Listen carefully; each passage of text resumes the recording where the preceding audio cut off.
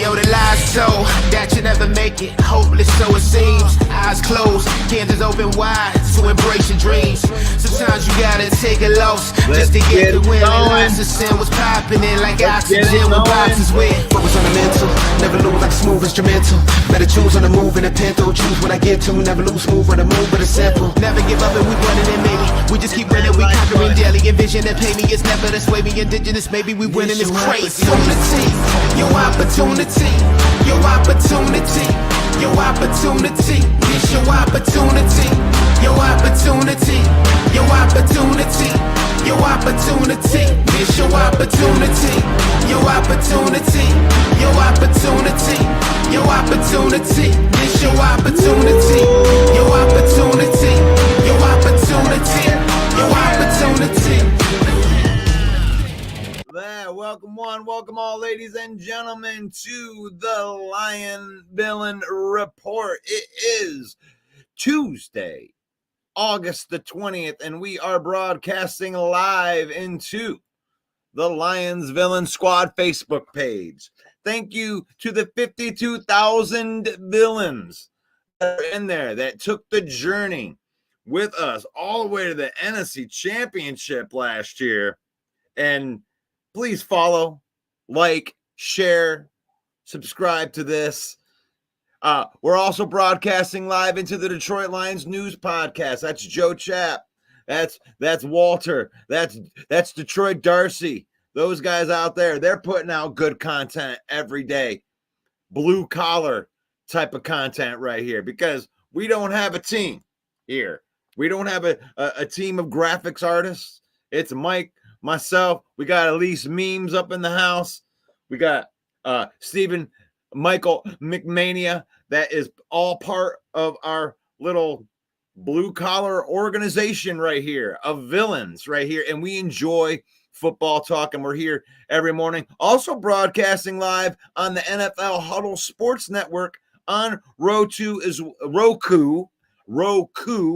well as our YouTube channels right there. JC Sports, thank you to those guys, and subscribe to JC Sports and our YouTube channel, which is Lions Villains Squad, and join the conversation. Most importantly, join the conversation. Whether it's on here with a comment, or a question in here, or going to the page and joining the conversations that are on each one of the posts. There's great football topics that are on there. There's even maybe a little trash talk in there, because we can do that, because we have faith, family, and then football in here. So we don't have to hate on the people that like the Chicago Bears and the Green Bay Packers. We don't have to hate on the people. We can just hate on the team, and we can care about the people right there, because we have our priorities right. Faith, family, and then football. We use football to spend time with our family. We use football to create memories. We don't let football use us. We don't turn into a butthole when we maybe we turn into a little bit of a butthole when we lose. But, give me 10, 20 minutes after the loss. I'll go and be by myself, blow off some steams, maybe listen to a couple Tool songs, get the anger out, and then I'm okay, right? But we don't have to worry about any of that yet. You know why? Because we're still in preseason. And you know what we do in preseason is we don't get too high and we don't get too low, right? So the Lions coming off of a victory in preseason, and I understand that does something for you. I know that was Overreaction Monday, yesterday's poster, but that's what it is. 24-23. We saw some things in that win that we liked. And I want to know, what was your favorite part about the win? Who was the guy that stepped up? Who was the guy that you wanted to watch? The best part of the win? And what was the worst part? What was the worst part of the win? The thing that we were like, oh, God, I really wanted to see that. And we can hit that up. But we're going to talk about some of these roster battles today. Back to reality Tuesday. Let's talk about it. Back to reality here. Nothing that happened on Saturday is all of a sudden like make us more of a Super Bowl contender than we already are, or anything like that. So let's bring it back to reality. But let's really talk about some of these back end roster battles that are going on. And I like going to the sideline report. Those are some of our boys right there. Brad Berryman doing his weekly 53-man roster projections. And I just go through that and see where we're at with some of the stuff as I get into the comments and say hello to everybody in here. Let's see what we got in here. Dwayne. Good morning to Dwayne. Hello, Dwayne. It's good to see you, Dwayne. It is nice to see you on this Tuesday morning. Detroit fan man's up in the house. I had that chorus stuck in my head yesterday. I couldn't remember where it came from. It's your opportunity. Don't miss your opportunity. And I love that. Sometimes you gotta get knocked down. Sometimes you gotta lose to win. Hey, Bear Down Mike says, "What up, guys? It's been a while. I figured you would be in here earlier, Bear Down Mike. We actually been pumping up your guy a little bit right there. Caleb Williams doing some pirouettes and throwing some dimes out there. He looks pretty good. Other than the fact that, he went 3-and-out against the best defenses that he's faced 3 times in the first two preseason games. He really, really does look good when he can get outside of the platform and everything, but still trying to see if this guy can operate inside the pocket and play the game where 70% of the game is played, which is in the pocket, just making reads and doing things. Every play can't be an off-platform thing. Bear down. What's up, bro? It's nice to have you in here. But Fred Peterson, it's a great day to be a Lion. Yes, Paul Jones in the house. And Paul Jones is still in there. Okay, I think I got oh, wait, Davey. How did I get up there? How did I miss Davey? Henry Gray, good morning. Good morning to you. Hope you have your coffee. I don't do coffee. I'm the energy drink kind of guy. I like these ghost guys. The Sour Patch version. That's what I'm doing. Good morning, Go Lions from Maurice. Elise. Good morning, Russell. Good morning, Paul. Hello, villains. Great day to be a Lions fan. I wanted to put a shout out to you, Elise, the queen of memes, because you were so quick the minute that Mike busted out that Legatron. You were on it. You were on it, making a piece of content, throwing it up there. So that's the nickname that was given to Jake Bates in the Jake Bates Motel. Legatron, the minute that he came in here. Because if you have a Megatron, it only seems like it's obvious that you would have a Legatron. The Megatron and Legatron. And if the Lions need that extra receiver, I took so much heat from this. But I threw out a post that asked if you thought that Calvin Johnson could still play. And it's kind of a joke. I didn't want to put it out there to be any kind of seriousness. But if you think about it, Calvin Johnson, 6'6", 225 pounds. Like, we don't need you to run the routes all the way down the field anymore. You bring in Calvin Johnson. You know, he comes in and he's playing, and he can come in only in the red zone, right? and I put a stat line in there, like if Calvin Johnson were to come back and pull Terrell Owens, you know, and he's 38 years old. All right, I can still play. We don't need you to run down and be the burner no more. We need you to run up into the end zone, red zone, jump up and catch that ball, Calvin Johnson. That's all we need. He's a big red zone target. And then I think that the offense is complete. Calvin Johnson, 15 catches, 150 yards, 15 touchdowns. Oh God, I know. That's not back to reality Tuesday. I'm sorry. Detroit fan man. I was very excited to see Levi play. Still waiting. So let's talk about that. Detroit fan man. Levi Onwuzurike did not play. So when I'm looking at this preseason game, everybody wants to say, "Oh wow, Hendon Hooker. He was 12 for 15. He looks like the real deal." It's like, I can pump the brakes on that. I can definitely pump the brakes on Hendon Hooker because he did it against the second strings. Anything that happened in that game is just, I mean, the players that played are fighting for roster spots. But what did that tell us? What did that tell us by not seeing Levi Onwuzurike play? Like, who wasn't out there told me more about our roster than who was out there. Because Levi not being out there means they have confidence in him, that they don't need to see him play. He doesn't need to get reps to see if he's going to make this team. Aleem McNeil didn't play because he doesn't need reps out there to make this team. Kyle Pecco, he doesn't need reps to go out there and make this team. So who wasn't out there told me more about this roster than who was out there. What do you think about that thought? I think Levi Onwuzurike is a sleeping beast. And not because I was watching tape and this is what I saw about his bend. Nothing like that. I believe Dan Campbell when he talks. I'm one of those people, and I'm not blindly believe. I'm not just like, yeah, whatever Dan Campbell says, I'm just going to run off and bite a kneecap. He tells me, but I'm not there. But he doesn't blow smoke. I mean, can you show me any examples of where Dan Campbell's blown smoke?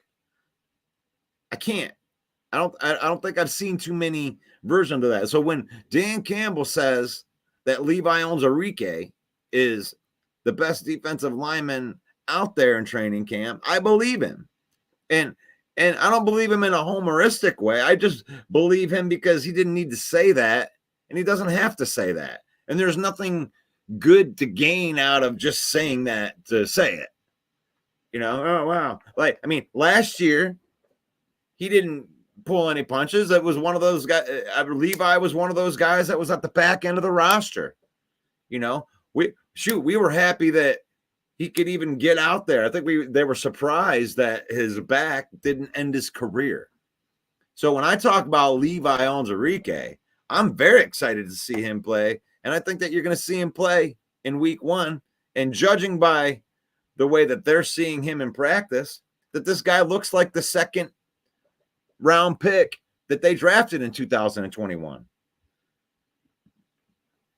I mean, you could even see the progressions a little bit from last year when you look at Levi Onwuzurike. He's one of the guys that I like to bring up in the PFF grades, just because, you know, I was surprised when I looked at his grades from last year, because I didn't think he played all that much, and he really didn't. But he didn't have a ton of plays last year. He only played out there the total snaps, about 120 snaps last year. And out of the 120 snaps that he had a 68.1 overall grade. And he had a pass rush of 70.6. Now, I'm not going to get overjoyed about that, but that score takes me to a place where, like, he showed some things last year, right? And that 120, that small sample size, he played well in the small sample size that he had last year. So it doesn't surprise me that he went into an off-season regimen. He puts on 20 pounds. He was a 290-pound defensive tackle last year. Now he's 305. You know, they say he put on almost 20 pounds of just muscle on the back, and he's holding it well on his back. That was the question for 3 years with Levi Onwuzurike. 2 back surgeries. He never really got out there. You know, last year was just kind of like, it reminded me of like a first year after an ACL injury, where you're like, okay, they usually it takes a couple of years to get the confidence back. So last year he had to have the confidence that the muscle and the things that he was doing could hold the weight. Can his back hold the weight? Now that your back can hold the weight, can you still do the twitch and play the game at a high level? So far he's holding up good, so well that I think that he's going to be one of the starting rotation guys, especially if Broderick Martin ends up missing the first few games rehabbing that quad. So that's my take on that, Detroit fan man. I hope that you enjoyed that. I don't know. Russ, who do you believe in? Who will be our CB1? Now, Fred, I do believe that's going to be Carlton Davis III. They spent a 3rd-round pick on him. The guy has won a Super Bowl playing cornerback. If you ask around the league to the players, don't talk to the PFF guys, but if you talk to the players, he's one of the best man corners in the league when he's playing man. Now, don't ask him to drop back into zone coverage much, and I think that you're going to be fine having Carlton Davis as the CB1. And this Lions defense is going to be much different than last year, just in the way that they can attack now. Like, they got through the first half of last year, and they admittedly said this. They did not have the personnel to run the type of defense that Aaron Glenn wants to run. Like, they want to be really, really aggressive with this defense. Now, the problem with being aggressive is you leave your cornerbacks on an island. And that's not the worst thing in the world, unless you don't have good cornerbacks. So you have to have good man cornerbacks. I don't even think that we had Kendall Vildor was probably the best man cornerback that we had, but he doesn't have the speed to hang with number one wide receivers. Put Kendall Vildor out in the slot. Yeah, he can cover a big. He can play physical right there. But Carlton Davis was the answer kryptonite to like a DK Metcalf, right? We didn't have the big physical cornerback that could match up against big X receivers. And I don't know if you noticed, but big X physical receivers seemed to own us last year. You know, DK Metcalf had his way with our secondary. He did whatever he wanted to. But now you got a couple guys like Rakestraw is that kind of guy, a big physical guy that can handle X receivers. Terrion Arnold, I think, is kind of locked in at that number one, number two slot right there. First round pick, doing everything that he can do in camp. So I do believe it's Carlton Davison, Fred. Carlton Davis III will be the number one cornerback. Terrion Arnold will probably win the number two spot. But we don't know. We haven't seen these guys play because that's what we want to do in preseason is look at the guys that are in roster battles. So I hope that answers your question. Worst part about the game was DPJ is a huge letdown, and he had huge hopes for him, but Williams is showing up. So is that really a bad thing? Think about that, Paul. Like, if Isaiah Williams beats out DPJ, are you really all that hurt about it? I mean, what do we really want to see? We want to see our young players that are on rookie contracts. We got Isaiah Williams to give them 4-year deal, you know, undrafted free agent rookie deal. They signed him into a little signing bonus too. And if Isaiah Williams comes in and wins that number 3, number 4 spot in the wide receiver, that's the answer to that problem. And he looks different. Like all the other wide receivers, Dan Campbell asked for a wide receiver to step up. I think it's Isaiah Williams. Isaiah Williams looked like a man amongst boys in the second half. And then when he was out there in the first half with our twos versus their number one defense, he looked like he belonged. He was making catches, making plays, plus plays against the starters. And then when he gets out there versus the number 2s and the number 3s, he looked like a man amongst boys. I'm sorry. Second half, I mean, I don't want to get too high on the guys in the second half because, you know, some of those guys might be going back to their factory jobs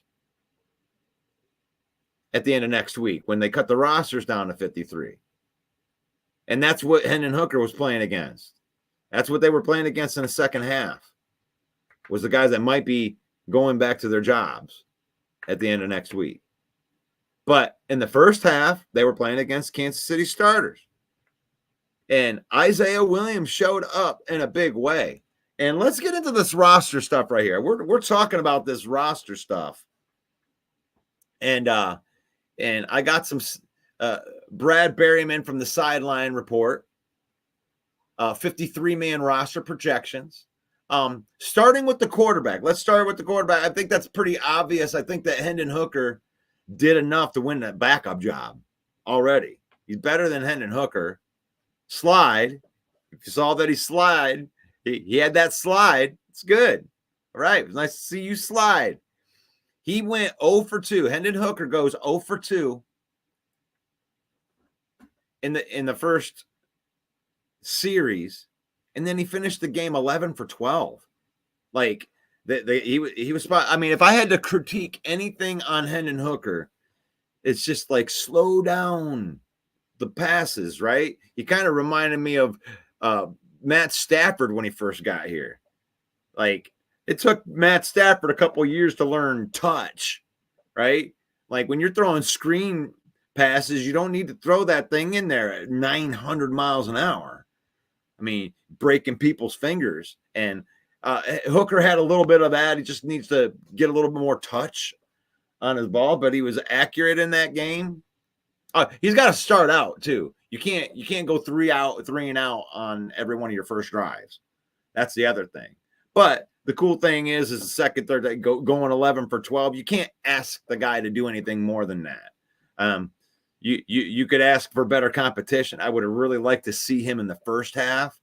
I wanted to see him against the starters, but I believe that Hendon Hooker is developing, and this is the slow game. Everybody wants this is a right now world, right? So everyone's like, oh, what are we going to do with Hooker? We re-signed Goff. What are we going to do with Hooker? We're going to continue to develop him. He's on a 4-year deal. He's going to be here to 2026. So he's here to develop as the backup quarterback right now. Green Bay uses the same type of thing. We're going to develop this quarterback. He's going to, right now, he's at a spot where I think that he can slide in as a backup. If he continues to develop, he could get into, starter level talent. And I think that's the plan. I don't want to, this is the obvious answer sometimes is the obvious answer. Oh, what are we going to do with Hooker? We're going to keep developing him. He's the backup quarterback. From game 1 to game 2, he's developed. You could see that he's developed, getting developed. Still lots of mistakes that are out there, but he's a backup. We're not expecting him to come out and take meaningful snaps unless Jared Goff gets injured. In which case, with his athleticism and the fact that it looks like he understands the offense, he knew where the reads were and everything, and can throw complete accurate passes. I think that Hendon Hooker is developing into a guy that could possibly come in if Jared Goff goes down and maybe win a game or win a series. Come in and spell. Did you feel the same way with Nate Sudfeld? No. He was carrying Goff's bags, carrying his groceries, watching film with him. No, don't put Sudfeld out there. Holy crap. In a meaningful snap? No. Do I believe that Hendon Hooker can take meaningful snaps? Yes. I think he could take meaningful snaps. I don't want him starting for the whole year yet. But as of right now, through the progression, whatever he learned last year, the Teddy Bridgewater stuff in the offseason, he looks better. And he looks like he could be a backup. I'm glad that we don't have to decide whether to make him a starter or not. Like those Bear fans. I mean, the Bear fans, you got your quarterback, but I mean, you gotta have a backup. It looks like Bajan's pretty good. I guess I won't go there on that. He's looking pretty good in that, but you're depending on your young quarterback to be the starter, which is okay. You spent the number 1 overall pick. You want that guy to be the starter. Well, we don't have to do that with Hooker. Even if Hooker was good enough to start, he probably wouldn't start because we got Jared Goff, and Jared Goff in this offense, there's no one that can run this Lions offense better than Jared Goff. It's the Goffense. He helped design the offense. Who's going to run it better than the architect, with Penei Sewell blocking for you? Paul Jones says at least memes needs to meme a meme of Bates with a cinder block as a foot. She made a great meme yesterday for Legatron, the weapon. But I love that. I love that. At least coming in there with that. So starting quarterback, Jared Goff. Backup quarterback, Hendon Hooker. So I don't think they're going to keep 3 quarterbacks. If Nate Sudfeld could stick around as a 3rd quarterback and run the practice squad, I don't care. Really? You can do that. But we're moving on. Running backs. Let's see. Who are we going to keep as running backs? I don't think that there's too many surprises on here. Brad Berryman has 4 running backs on here. Obviously, David Montgomery, Jahmyr Gibbs, Sion Baki, and Craig Reynolds. End of list. 4 running backs. I have the same thing on my list. 4 running backs, those 4 guys. He has Sion Vaki as the 3rd running back. I don't think that that's the case at all. I think people undersell our other running backs just because Jahmyr Gibbs is so electrifying, and everybody's expecting the giant breakout year out of Jahmyr Gibbs, and I don't mind that. I don't mind being in that headspace. It's okay. But David Montgomery's going to get his.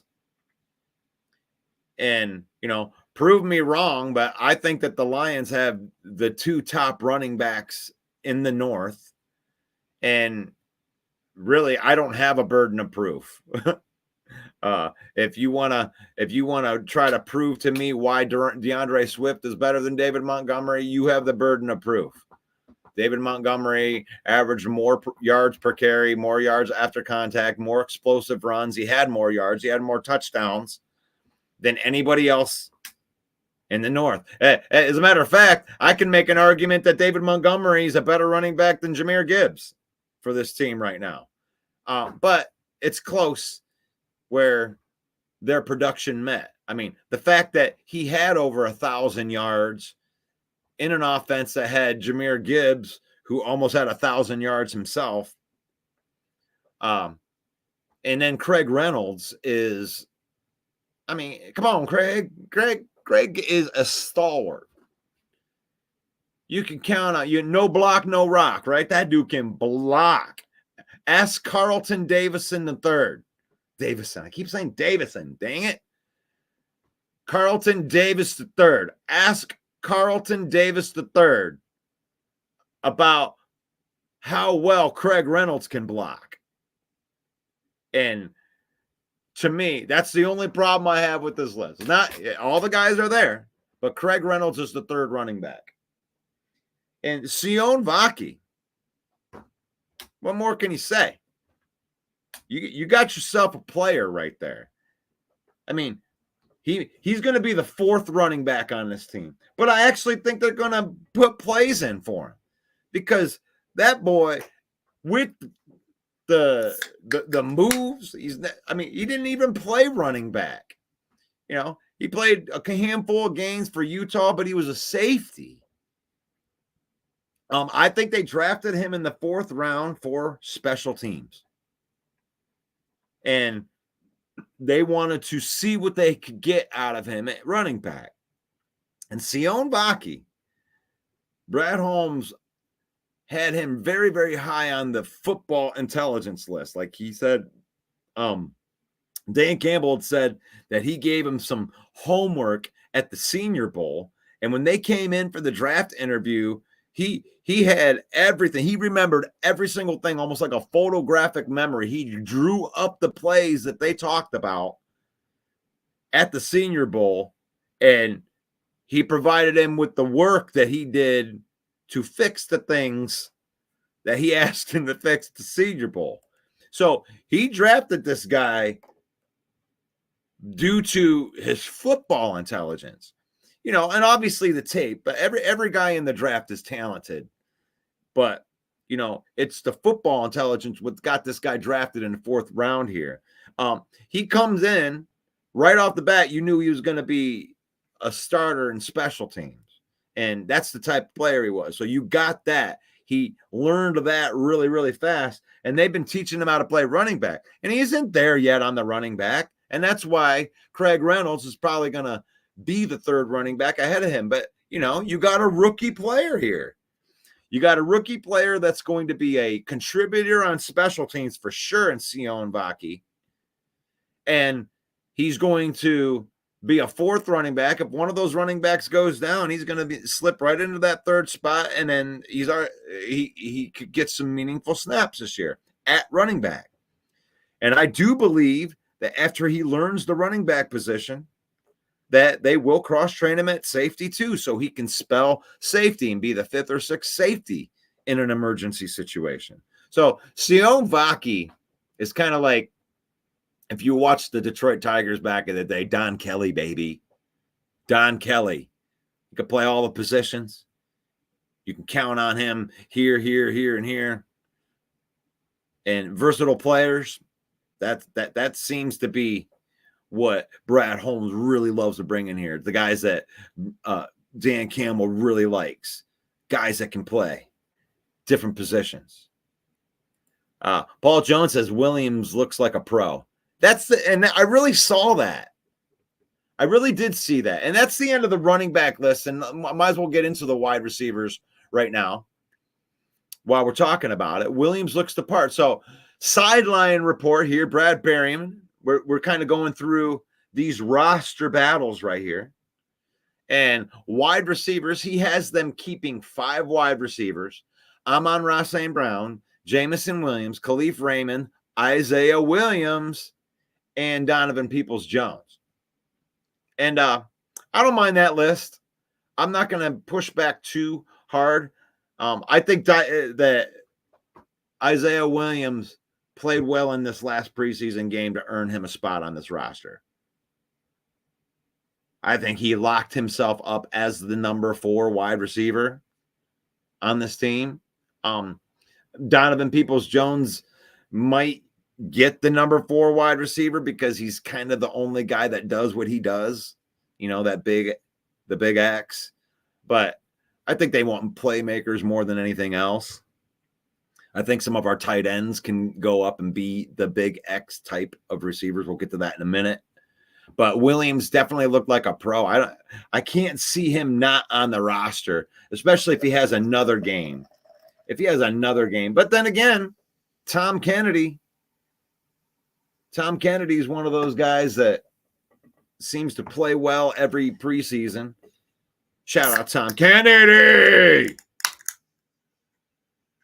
But can't make the roster. So I don't know. Isaiah Williams definitely looks like more of he looks the pro, where Tom Kennedy looks like a guy that tried so hard that you just couldn't deny him, and the work is there and all this stuff. But Isaiah Williams is a different beast. I think that he's got like the playmaking ability. He's got the it stuff. Jonathan said, "What up to the fams? Joseph in the house. Andre Ware would rifle that ball on guys on a screen pass." Yes, that definitely reminded me of Andre Ware a little bit. Sudfield should not be in a Lions jersey. I got to defend Sudfield a little bit right there. I just don't want him playing in any meaningful games. But as far as preparation, Jared Goff loves this guy in the film room. A second set of eyes. He's really smart. Just don't want him throwing the ball. Please, just don't throw the ball. Hey, my Lions brother, Williams.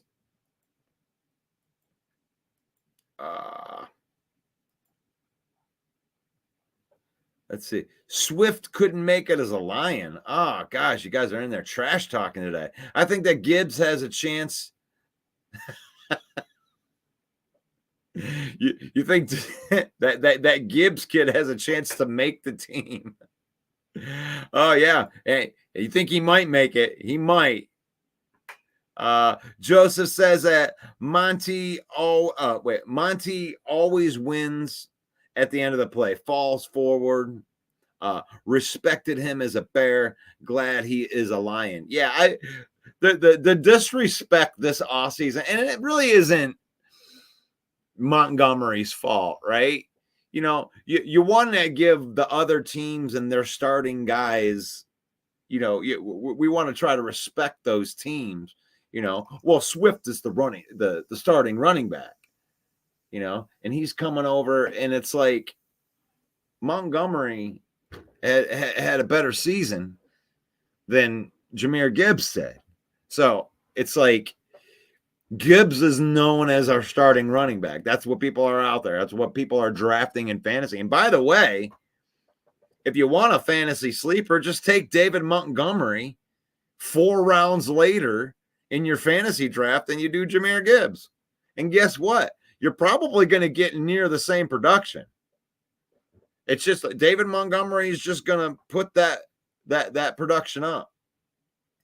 And I love how our team is stacked at that running back position because, Montgomery's contract is going to come up I don't know if it's at the end of this year or the end of next year, but Sion Vaki is the next man up. He's training to be the David Montgomery. I don't think that they're going to re-sign David Montgomery to an extension. No offense to David Montgomery, but the game is played in the pockets of the prime, right?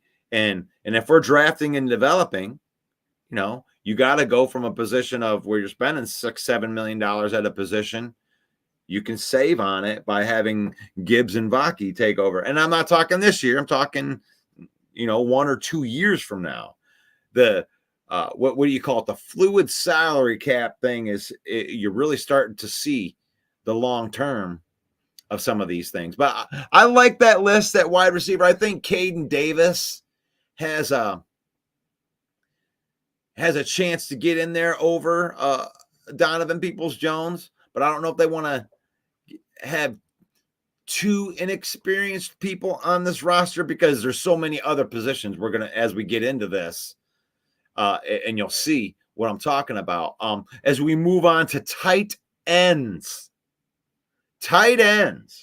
So the Lions are loaded at tight ends. It sucks because we're going to have to get rid of somebody that I like no matter what, unless they keep 5 tight ends. And I don't think they're going to do that. So obviously you've got Sam Laporta and Brock Wright as your 1 and 2. That's as solid as any 1 and 2 tight ends in football. Love those two. And then they have Shane Zylstra and James Mitchell. And Zylstra feels like the lock as the third tight end right there because he's more of a like a receiving tight end, and he's the guy I think that can satisfy that X receiver position that the Lions miss, and that we all talk about how, what are we going to do about the back end of this roster with the wide receivers? Oh, they don't have depth of wide, but they have depth at tight end. And Shane Zylstra can go up and catch the ball uncontested, and he's tall. He's our Jimmy Graham.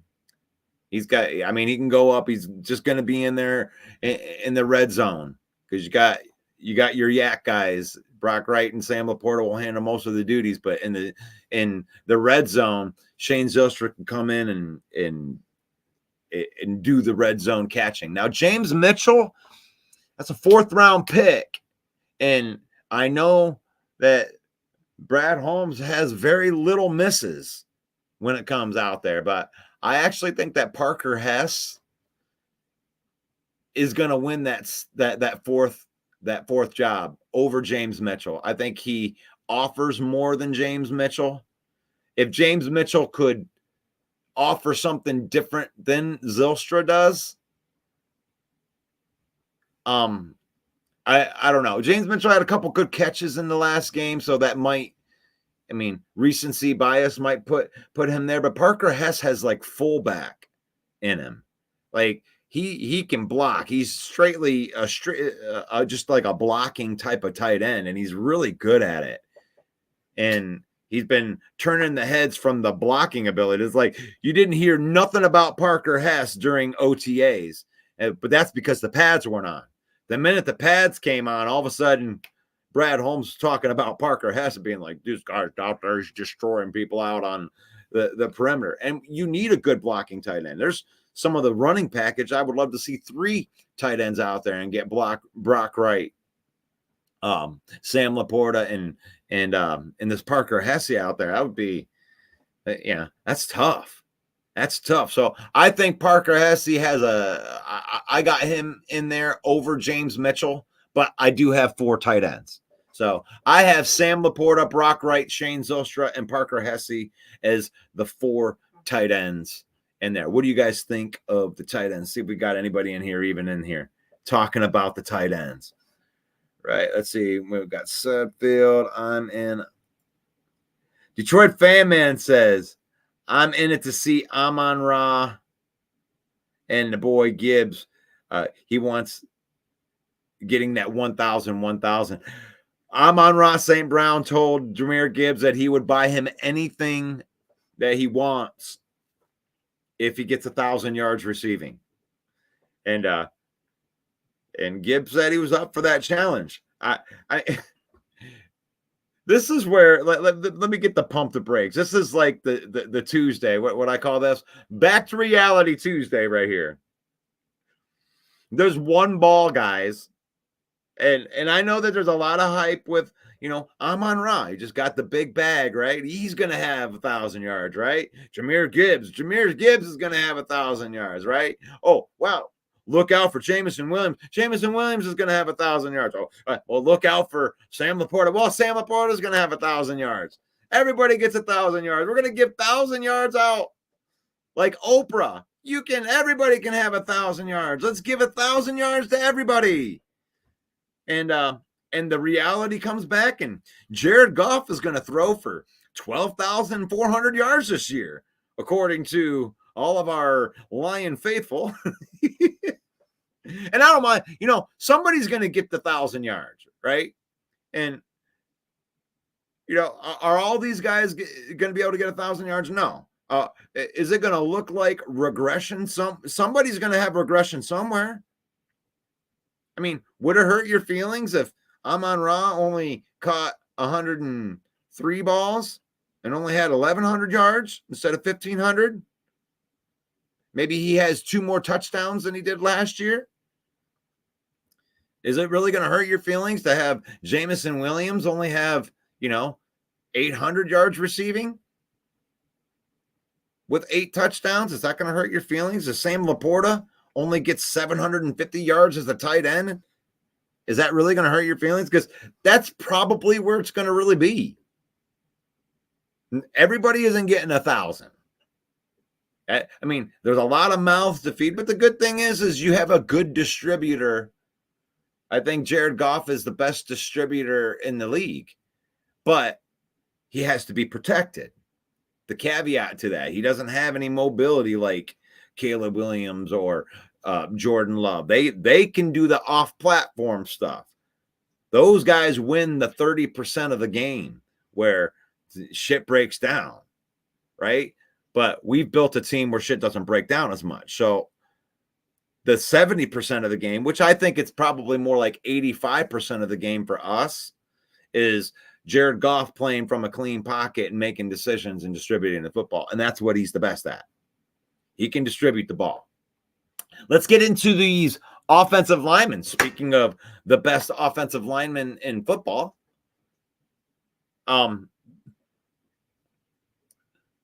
the depth has been stepping up because they haven't been working anything. They struggled a little bit in the first half against the Kansas City Chiefs, but they still kept Sudfeld pretty clean in that, even against the starters. So obviously we know Penei Sewell, right tackle, Taylor Decker, left tackle, Frank Ragnow, center, Kevin Zeitler, guard 1, Glasgow, guard 2. Colby Sorsdahl is a quality depth piece. He can actually play tackle or guard on either side and relieve. Dan Skipper has been here for the last 3 years. He's a solid depth piece. Coyote Awasika. And they have Christian Mahogany in here. I think that there's a couple of other linemen. Let me see if they have them in here. Yeah, they saw Kingsley. Like Kingsley and there was one other guy that played that played well, but we're really talking about the back end of this roster. They got Giovanni Manu making the team, and I think that what will happen to him is he'll make the team, and then they're going to put him on the practice squad. They'll do the same thing with him that they did with Broderick Martin. So one of these other guys. All these guys I think are going to make. I like this list of people right here. You got the starters, and then you add Colby Sorsdahl, Dan Skipper, Giovanni Manu, Awasika, and 6th-round draft pick Christian Mahogany. All those guys would make it, in my opinion. And Giovanni Manu and Christian Mahogany may move down to the practice squad, and a couple of the other younger guys may end up coming up to the roster, or they may do a swap with a different position. As we get to the defensive side, I think that it'll make a lot more sense, because when it comes to the back end of the roster, it isn't about, hey, I need to win the linebacker job or the defensive tackle job. You may be in competition with a defensive tackle if you're a wide receiver, because you're talking about the back end of the roster, and we're looking for talent. We're looking for talent and depth. And if we get deeper at one position, because that guy has they have more talented people in there. And I think that we may run into that with a lot of these guys on the defensive line that have been showing out. So defensive linemen, they have them all listed here. I wish that they broke them up in pass rushers, but we'll just go ahead and name all these guys off right here. They obviously got Aiden Hutchinson, Aleem McNeil, Marcus Davenport, DJ Reader, Levi Onwuzurike, Josh Paschal, Broderick Martin, Mekhi Wingo, Kyle Pecco. No surprises right there. There's a couple of guys that might be able to sneak in here, because when I'm looking at this list, I don't see any holes right there. DJ Reader might not be available if they put him on the short-term IR and he misses the first couple games. That might happen, which will give Levi Onwuzurike his starting spot. But from what has been said, that him and Josh Paschal have been having an amazing camp. They've been playing well, and those guys make plays in camp. And Josh Paschal made a pretty big play in the Kansas City game. Broderick Martin looks good too. Broderick Martin's put together a really, really nice camp. Came in less weight. Mekhi Wingo, I mean, that's a 6th-round draft pick that shouldn't have been a 6th-round draft pick. So I love the defensive line right here. I love all these guys. I absolutely see why they didn't go out into free agency and spend a lot of money. I mean, what are you doing by not spending money? Well, you're believing in Levi Onwuzurike, you're believing in Josh Paschal, and you're believing in Broderick Martin. You're bringing in Marcus Davenport, and he's been injured most of the time, but he hasn't been injured at all. He looks fully healthy in this camp. We'll see how many games we can actually get out of him, because when he does play, he plays well. His problem hasn't been the way he plays. His problem has been when he hasn't played, which is a lot. So Levi Onwuzurike, God, I'm probably the most excited about him on that defensive line. And see if we got any defensive line comments in here. Let's see what we got. Who's still? Oh, there's Broski Bear. I can't wait to see there. I have to go up a little bit, Broski, before I get to your comment. Joseph says, Monty always wins at the end of the play. False. Okay, I already said that one. I'm sorry. I got to go find where I was. Lions have a balanced offense that is tight and friendly. Half of Laporta's TDs are because he's wide open. Russell could have scored. I know. Yeah, you know what? And I would have done a touchdown dance too, Joseph. I have my touchdown dance down just in case I ever catch a touchdown pass from Jared Goff. Moore, Martin, and Perryman had 1,000 yards in the same season. That's a good point. But, we're going to throw in a tight end and a running back in there. There's 5,000 yards.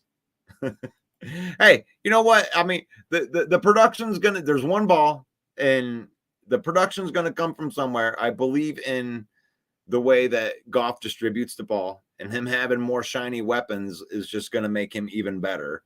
So Lions tight ends are solid. Obviously Laporta, but everyone else below him are very good. Hell, we kept Brock Wright, kept him from going from another team. Yeah, Brock Wright is one of those dudes you can't let your lunch pail guys go. And every team has lunch pail guys. And Brock Wright was here the very first year as an undrafted free agent, and he just worked his way onto the team, man.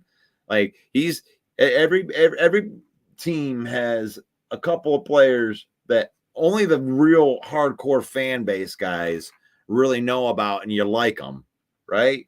You got the lunch pail guys. And I know Broski's got one too. Such lofty predictions for Lions players and the team over all the system. What do you mean lofty predictions? I'm joking. I don't think do you really think I believe that Jared Goff's going to throw for 9,000 yards? Oh gosh, I'm a homer. I am a homer, broski, but I don't think I'm that much of a homer. The 49ers at that, yeah, you can't let them go to the 49ers. Wright had 47 receptions in 3 seasons. Bears second string Gerald Everett has 51 receptions this last season. Brock Wright is not that guy. Do you know what Brock Wright has? Brock Wright has enough of run blocking springs for touchdowns when he's out there in 2 tight end sets. You don't need your tight ends to, I mean, you're measuring this off of receptions. Wow. Well, I mean, you don't know what you don't know. I mean, if you don't watch the games and you just throw stats out there, and that's not going to be, I mean, because I can do the same thing. Hey, Caleb Williams went 3 and out his first 2 possessions. He was 6 for 13. He ain't that good. See, I can do that too, but I'm realistic to watching Caleb Williams. I watch him play. I've watched Brock Wright play. I watch him play on my team as the second tight end, and he does the dirty work. And instead of running down my players, broski, what I want is for you to tell me who your lunch pail guy is. Who's a guy on your team that works really, really hard and maybe gets underappreciated, that just can't find his way off of your team? And, you know, you can say whatever you want about Brock Wright. You could say he's that, but he's as good as any one of your backup tight ends, 400-year-old Mercedes Lewis. I'm sorry. Cole Kmet is a very good tight end. I'll give you that. That's a nice tight end. That's as good as to me. You can put him up against any of the tight ends out there that are just, you know, Joe Schmo tight ends. You know, the tight ends are so hard to gauge. You know, when you're looking at like fantasy football and stuff like that, you're trying to, if you're trying to gauge, you know, tight ends off of receptions, you can't really do it, because what do you have? You got the top end guys, you know, you got 5-6 guys in the NFL that have, like, you know, those elite, maybe even wide receiver type of numbers. But then like number 6 through 20 are like the same dude. They're all like that. Couple catches, you know, those receptions. Like, you're throwing at me saying, you know, Wright had 48 receptions in 3 seasons. Bears second string. Gerald Everett had 51 receptions just last season. Like, receptions. Like, okay. They're that, sometimes it's not the number one focus of your team. Your team didn't have Amon-Ra St. Brown, Sam Laporta eating up all the targets last year, and Jahmyr Gibbs, and running the football more. Like, we run different teams. Davenport, you don't have to do all that work on. He's going to get help in Minnesota when he had to do all the work. What is that? Davenport, you don't have to do. Okay, Davenport, you don't have to do all the work now. He's got help. In Minnesota, he had to do all the work. I don't agree with that. Davenport just got injured in Minnesota, and Davenport had Danielle Hunter on the other side. Davenport didn't have any excuses last year other than the fact that he got injured. But definitely not saying Danielle Hunter is a beast. Danielle Hunter is just as good as Hutchinson. Maybe not this year. As long as we whip the Cowboys, that's one of the revenge games. He was still he was stiff in college, no mobility. Oh, she's nice. I know Brock Wright is not that guy, but the Lions fans are saying how deep they are at tight end. My point is the Lions have one legit tight end as a weapon. Okay, we have one receiving threat weapon. Shane Zylstra is a receiving threat weapon, but he is a red zone target. So, no, you're not going to see him go out and get 46 receptions. But what you will see is Shane Zylstra have 12 catches this year, and 5 of them or 6 of them might go for touchdowns. That's what type of player he is. Like, you guys are running offenses that have 2 tight end sets, right? You guys are running out to do pass plays with your tight ends more. Yes, Sam Laporta is the only receiving threat tight end that we have, but tight end isn't just receiving. As a matter of fact, a good tight end receiving is actually the secondary thing that the tight ends do. Gosh, I get to educate on football, how to play the game of football. Wow. Lions offense set tight end records after they traded for Hawk. Yeah. He ain't counting that one. I guess one of the 43 receptions was an 87-yard touchdown that you're talking about with Brock Wright. Joseph, okay, you guys are talking with each other now. Okay. It's a lazy take by all you tight end, all your okay. So here we go. I'm just going to generalize Broski. Broski thinks all of our tight ends suck other than Laporta. So all of this, we're not trying to overtout our guys. I am doing a 53-man roster prediction. When I mentioned these tight ends, I am mentioning 4 tight ends that are on our team that are going to make the roster. I am not saying that these are the greatest tight ends in the world, but all 4 of those tight ends are quality tight ends to do what you need tight ends to do. Block on the perimeters, the things, they can catch the ball. They don't drop the ball. Like I'm not, and I didn't say anything about Mercedes Lewis until you mentioned Mercedes Lewis. This is not a dick contest between the Detroit Lions and the Chicago Bears on our show here.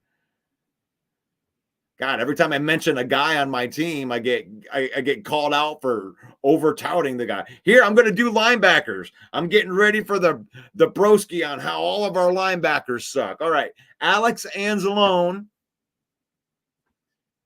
This is what Sideline Report has here. Have us keeping 5 linebackers, and I actually like this list. Alex Anzalone, Jack Campbell, Derek Barnes, Jalen Reeves-Maybin, and Malcolm Rodriguez. And right there, and there's another guy that I actually have. Oh, shoot, I forgot to say goodbye to everybody from the huddle.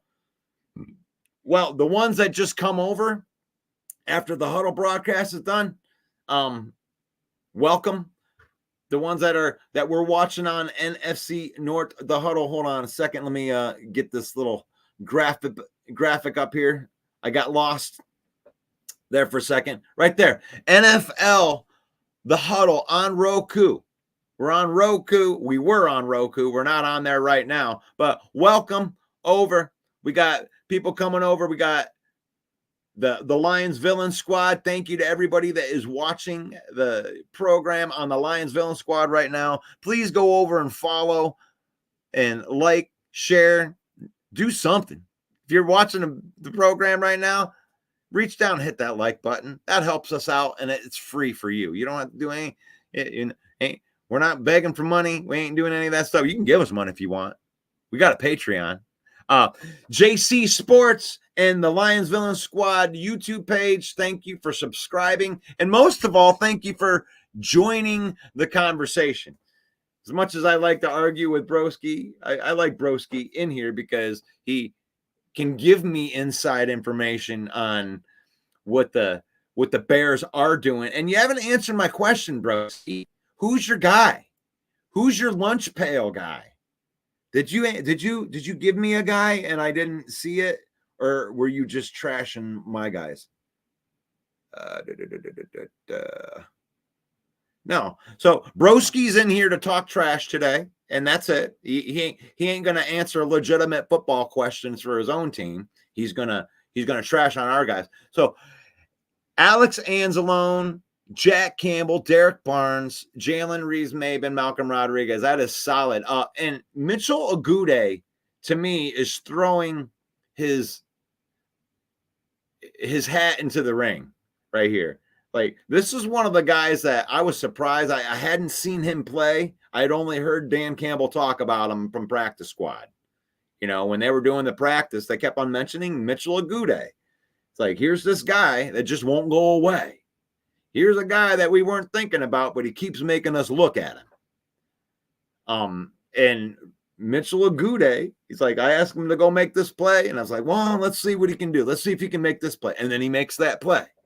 And then they put him in the game against the Kansas City starters, and Mitchell Agude goes out there, gets a real nice tackle for a loss. He looked like he belonged. And he's a linebacker that can rush the passer.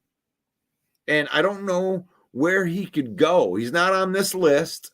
I don't know. Let's see if they even mention him in here. A lingering injury for Rodriguez opens the door for Bill Neiman possibly to make the roster, as well as he did the Chiefs. So there's a lot of room. Neiman might make it. They didn't say anything there. James Houston being moved back to strictly edge rusher, but the knee injury from the first.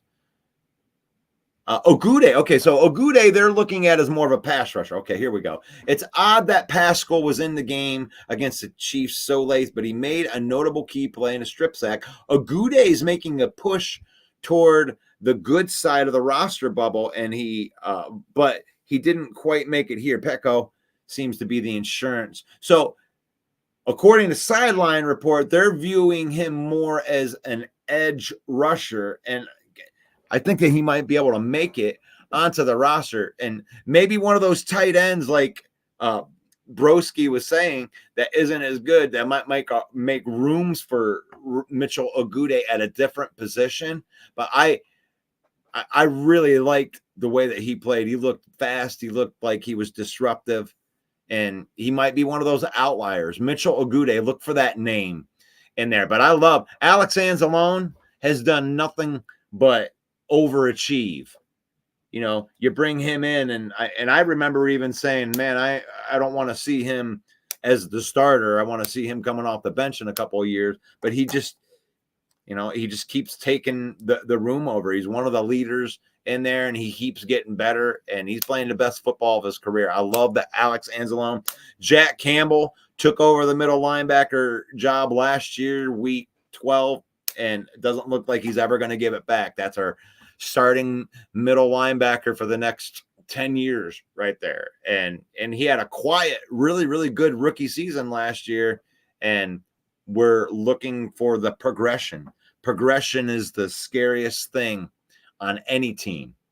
Derek Barnes keeps getting better and better. Jalen Reeves-Maybin was a first-team All-Pro special teamers that offers value as a backup linebacker. And then Malcolm Rodriguez, he started 16 games in his rookie year. He's still repping. He's still here. So we got the band still together. Linebacker, a weakness in 2021 is now a strength in 2023. So go figure. Oh, what did you think of those? Let's see. Way to dodge the question, Blosive. Gosh, man. Hey, Broski, we're not personally insulting in here. I don't want you to do that. He doesn't want to tell you. It's Tyson Page. Oh, Joseph says Broski can be okay, but the ignorance keeps sometimes is telling. All right. Seems like a good day to believe in Mitchell. Will you probably take a Bagude over Mitchell, huh? Just keep the 3 tight ends? Oh, man, I don't know. I really like Nice. I like Nice because he ain't going to catch passes. He's just a brute that can play the fullback position in there. But as we get into the cornerbacks, We're going a little bit over today because I want to make sure I got through all of these roster predictions where we're at right now and where these battles are. Cornerbacks, they have them keeping 6 cornerbacks. Carlton Davis III, Terrion Arnold, Meek Robertson, Ennis Rakestraw, Kendall Vildor, and Khalil Dorsey. I hate seeing Kendall Vildor on there, but it's really a thing where I really just don't want to see Kendall Vildor as the starting cornerback. When you chuck him down 4 spots on the depth chart, I don't mind seeing his name on the back end of the roster. I just don't want him starting. I like Khalil Dorsey in there. He's definitely outplayed Stephen Gilmore. And I think that we can get some of these younger DBs that have been playing well to slip through. So I don't mind this one, but honestly, it wouldn't hurt my feelings if Kendall Vildor was off and somebody like Strickland or one of these guys that is stepping up as a younger player slips in there on the cornerback version right there. But I don't mind that list. That ain't too bad. The cornerbacks. Vildor made a run at winning a roster spot lately. He solidified by a good showing against the Chiefs. Dorsey equally solidified his roster spot. I think he really did. Dorsey looks like a plus player now after the 3rd year in the system. Injuries over the past week, bringing opportunity. He's also seized into going into the game against Kansas City. So, yeah, no surprises right there. A couple of the young guys I'd like to see get in there. As safeties, here's a name that you're not used to seeing in safety. Brian Branch, Kirby Joseph, Ifatu Melifanu, Brandon Joseph, and CJ Moore. We got guys that have been in the system. We're trusting the system guys. And I love seeing that. Brian Branch is going to get unlocked this year because he played slot corner last year because we had no defensive backs. He didn't play slot corner because they wanted him to play slot corner. He played slot corner because our secondary was atrocious and we needed somebody to go in there. He's a safety. He's going to play better, especially in this system. And Aaron Glenn has said as much. This defense is set up for the safeties to be able to be free and to roam and make plays. And Brian Branch is the most instinctive player that we have. So I believe moving him to safety, if one of those guys can step up and take that slot corner, and they put Ifatu there, they've had a Meek Robertson there, Rakestraw's been there. One of those guys takes over that job, then you're going to put Brian Branch in a position to make plays. So that's all I'll say about that. That list is spot on. I mean, basically all the safeties that have been here work, and CJ Moore was a great addition to that because he's such a good special teamer. Brandon Joseph's been in the system since the beginning of last year, so he would just be getting the elevation to the main roster. And if you know about draft and develop, this is a win. That's a win when you get your guys moving from the production into a production spot. Specialists, Jake Legatron Bates. Jack, the best punter in the league still to this day, Jack Fox. We got some legs out there. We got a pair of legs. We got a pair of booters. Long snapper Scott Daly, no surprises right here. And that is the Detroit Lions post week 2 roster predictions. So hope that you guys have enjoyed that. Gosh. And it's 11:13. I was only a little bit over. And that's cool. All right. We actually made good timing today. Love it. Love it. Thank you, everybody, for watching today. Thank you for being part of the program. thank you for being part of the Back to Reality Tuesday. And this is the part where I know. See, I got to talk a little bit about you, broski, on this. Like, we brought everybody back to reality here. We didn't go over homeristic.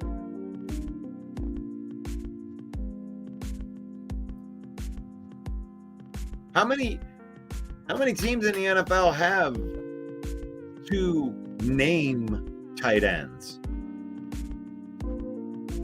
Tight ends in name is what I like to call them.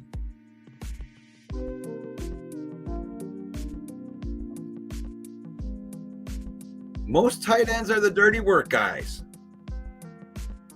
Why do you think they have so much of a hard time getting paid? Because they do the dirty work. It's the work that isn't seen.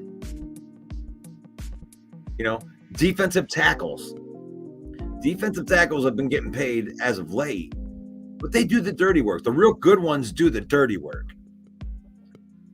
The defensive tackles that get all the sacks. I mean, I hate to say it, but, you know, Aaron Donald going in and getting the sacks. You need somebody that can play the run too. And he was the best at doing both. But most interior pass rushing defensive tackles aren't anchoring the way that they're supposed to. Like, a really, really good defensive tackle will take a double team and position himself to take the double team to let some of the other players eat. And that's why they got DJ Reader. And that's why they're training Broderick Martin in the way that they're training him. I need you to eat people. Defensive tackle. That's why they don't get paid a lot. That's why you can get a great defensive tackle in the late rounds. Because people value pass rushers. People value people that can protect quarterbacks from pass rushers. And they value quarterbacks. They value skill positions. Oh, I gotta have a good Aiden Hutchinson. He needs a guy that's on the other side. No, he doesn't. He needs a guy that can eat people. Because Hutchinson has already proven that when you get him one-on-one, that more times than not, he's going to win. So, you got a defensive tackle, whole bunch of them that know how to eat people. It's not sexy. DJ Reader is not a sexy player.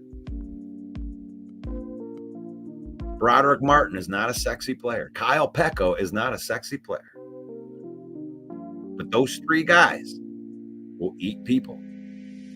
Got to take two. They anchor themselves to take two. They train themselves to take two because that's what the good defensive tackles do. And that's why Terrell Williams may end up being the most significant signing of the Lions offseason. And I believe that because he makes that entire room better. All those young guys getting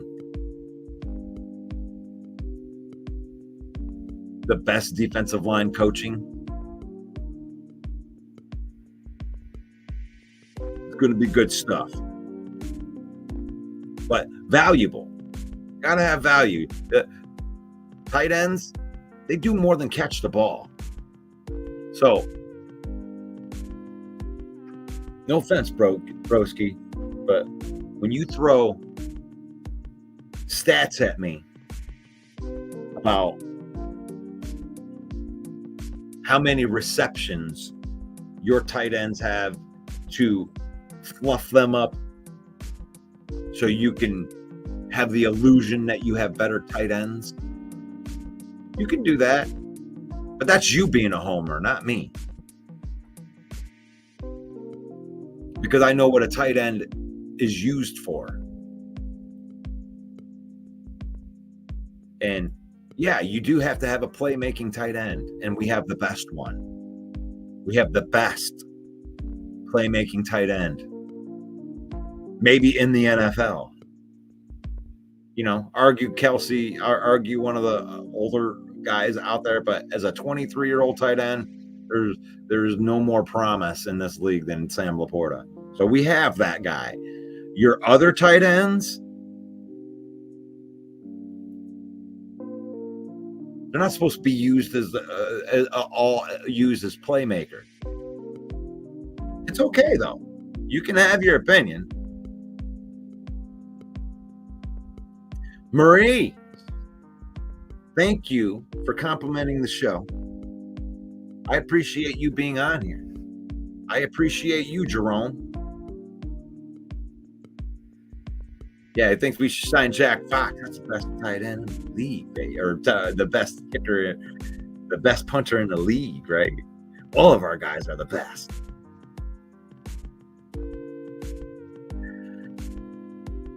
Faith, family, and football. That's the most important thing that we got here. I'm going to turn into a pumpkin if I don't get out of here. I'd love to sit here and talk with you guys all day. This is one of the favorite parts of my day. And it's because, not all life is grand. I smile a lot because I'm a happy person, but I'm usually a happy person no matter what. I try to be happy no matter what, even when things are going bad, because I have faith. Faith, family, and then football. Like, even when things are bad, I have faith that God knew who I was before He even made me, and He knew the plans. He already knew the struggles. So I can get past any of these struggles. I have faith in that. I believe in that. And I believe that any struggle that you're going through, that you can get through it too, no matter what you're going through. And use football. Use football to spend time with your family, to create memories. Don't let football use you. And may the Lord bless you, and may the Lord keep you, and may the Lord shine His face upon you till we meet again. Football Talk with Russell Wayne. God bless.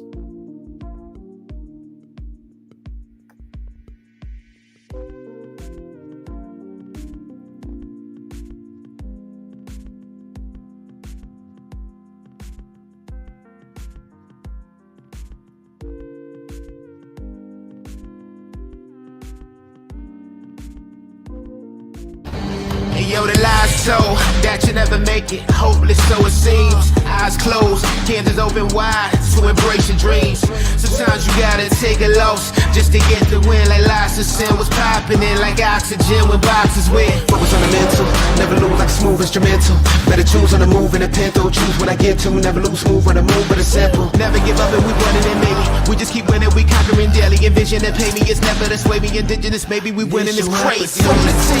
Your opportunity, your opportunity, your opportunity, it's your opportunity, your opportunity, your opportunity, your opportunity, it's your opportunity, your opportunity, your opportunity, your opportunity, it's your opportunity, your opportunity, your opportunity.